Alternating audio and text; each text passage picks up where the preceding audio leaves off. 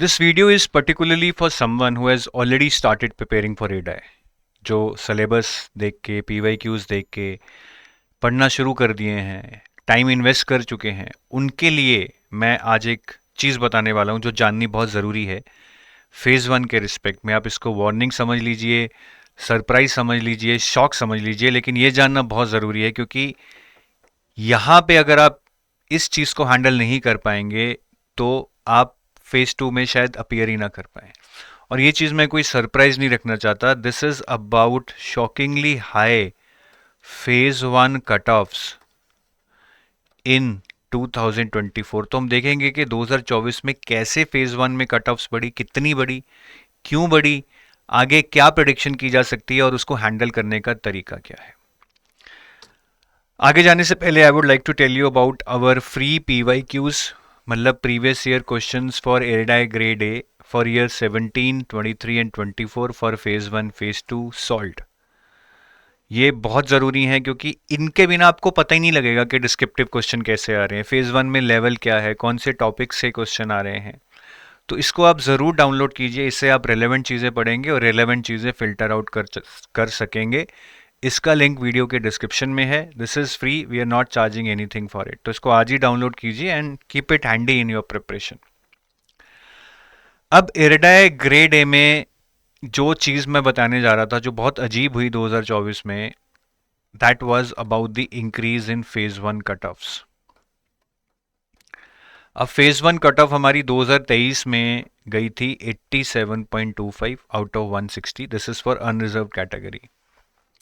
और यही cut off अगर मैं 2024 में बात करूं, again out of 160 for unreserved category, this was around 110। So 88 से तकरीबन 110 होना, that's a jump of around 25%। That's a huge jump. और अगर टोटल वेटेज होता ना 500, उसमें से मैं बोलता कि पहले 87 थी अब 110 हो गई है, मे बी ठीक है, पॉसिबल हो सकता है, बट टोटल मार्क्स ही 160 हैं, उसमें आप ओवरऑल कट ऑफ 110 बना रहे हैं, which is very difficult to achieve. Paper माना इजी था but still it is very difficult to achieve. और ये जानना आपके लिए इसलिए ज़रूरी है जो मैं चीज़ बता रहा हूँ कि काफ़ी लोग ना बस इंश्योरेंस करते रहते हैं कि रिटायर में इंश्योरेंस कहाँ से पढ़े, इंश्योरेंस तो टफ हो जाएगी, और सोचते हैं कि फेज़ 1 की तो हमारी तैयारी है।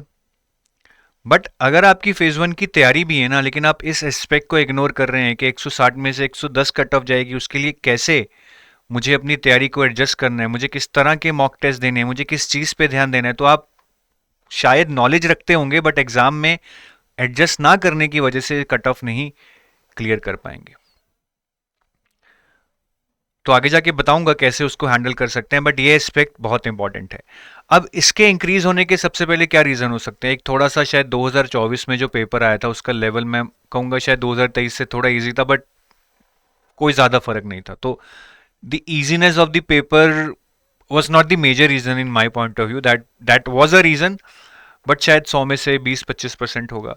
मेजॉरिटी ऑफ द रीज़न और majority of the factors I would say would point towards कि यार इसमें जो रजिस्ट्रेशंस थी 2023 में, टोटल रजिस्ट्रेशंस 20,000 थी और 2024 में ये 38,000 हो गए, 38,000। So that was because of high competition या हाई रजिस्ट्रेशंस, आप कुछ भी बोल सकते हैं, क्योंकि जब यहाँ से नंबर इंक्रीज होके 38,000 बना है, काफ़ी मैं बोलूँगा अच्छे लोग इसमें इंक्लूड हुए होंगे जिनकी वजह से कट ऑफ बढ़ा है। This can be wrong, this is my point of view, but cut off तो बढ़ा है, ये तो मेन पॉइंट है। और आगे जाके क्या होगा, obviously that depends upon the difficulty level of the paper. इस साल पेपर मुश्किल आ गया तो शायद कट ऑफ फिर ड्रॉप कर जाए, बट अगर पेपर सेम लेवल का आता है तो कट ऑफ मेरे हिसाब से यहाँ से ज़्यादा गिरने वाली नहीं है।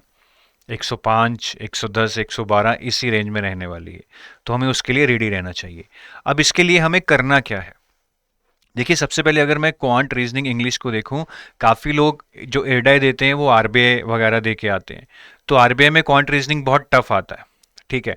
तो आप उस टफ लेवल का कर चुके हैं, that is good, but the way you need to approach the paper is different. यहाँ पे ज़्यादा इजी लेवल क्वेश्चंस आएंगे, तो आपको उस लेवल के क्वेश्चंस को करना होगा, उस लेवल के क्वेश्चंस के ही मॉक टेस्ट देने होंगे। ऐसा नहीं है कि आप मॉक टेस्ट आरबीआई वाले दे रहे हैं और देने जा रहे हैं एडाई का exam, that will not solve the purpose of giving that mock test for it. और आरबीआई में आप क्या करते हैं कि यार क्योंकि क्वेश्चंस मुश्किल हैं, आप सारे क्वेश्चंस तो कर नहीं पाएंगे, तो आप लिमिटेड चैप्टर्स करके चल जाते हैं। यहाँ पे आपको सारे चैप्टर्स करने होंगे, 160 में से 110, मतलब अटेम्प्ट बहुत हाई होने वाला है।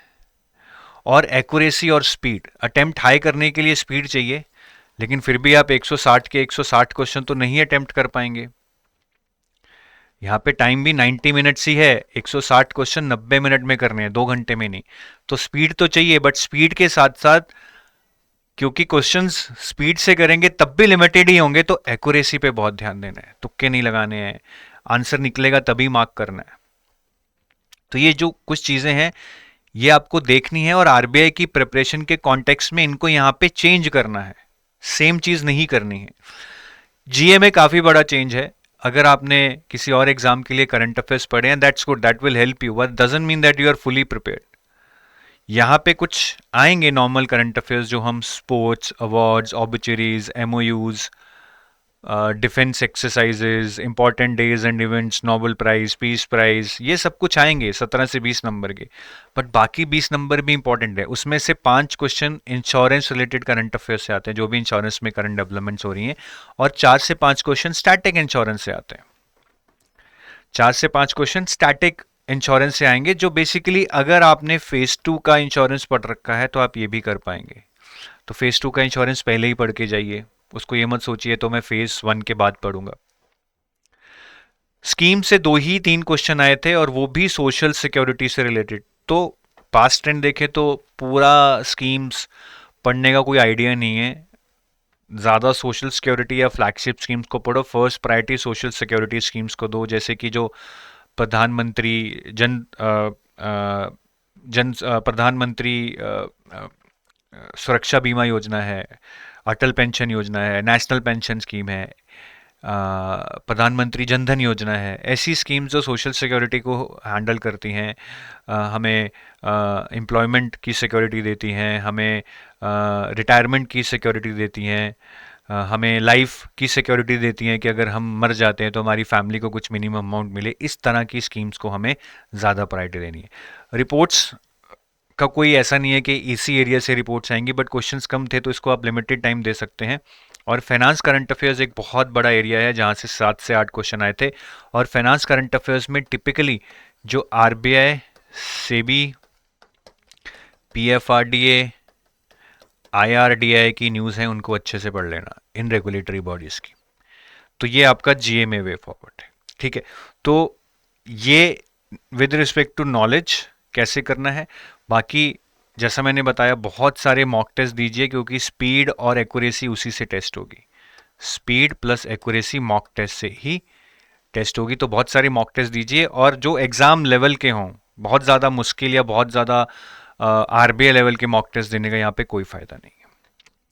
अब अगर आप कोई असिस्टेड प्रिपरेशन चाहते हैं and you are looking for some courses, तो आप यहाँ पे हमारी वेबसाइट पे जाके कोर्सेज के अंदर you can click on IRDAI grade A courses at the bottom.